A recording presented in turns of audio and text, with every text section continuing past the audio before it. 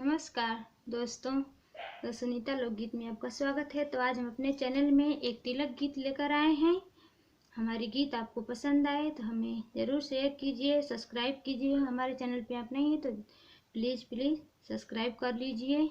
और हाँ, पूरी वीडियो देखिए, तभी आपको आनंद मिलेगा कि पूरी गीत में हमारे कितना रस भरा है। तो हम शुरू करते हैं।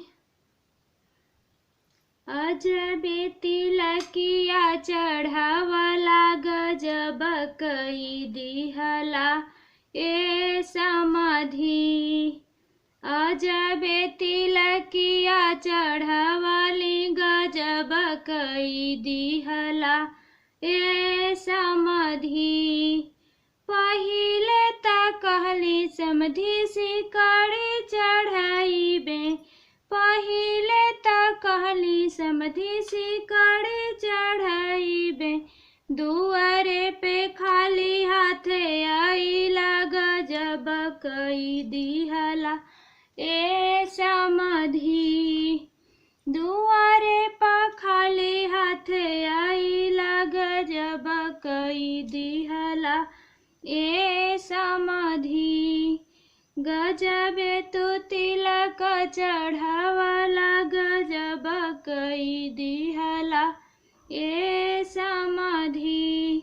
पहिले त कहला हीरो होंडा चढ़ाइबो, पहिले त कहला हीरो होंडा चढ़ाइबो। दुआरे पनमवा हंसैला गजब कई दिहला ए समाधि। दुआरे पे नमवा हंसैला गजब कई दिहला ए समाधि। गजबे तू तिलक चढ़ावला गजब कई दिहला ए सरऊ। पहिले त कहला हम अंगूठी चढ़ाइबो, पहिले त कहला हम अंगूठी चढ़ाइबो। दुआरे पनमवा हंसैला गजब कई दिहला ए सरऊ। गजबे तू तिलक चढ़ावला गजब कई दिहला ए सरऊ।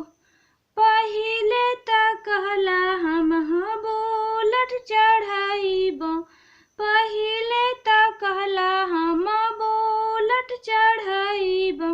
दुआरे पर दीदी के नचवला गजब कई दिहला ए सरऊ।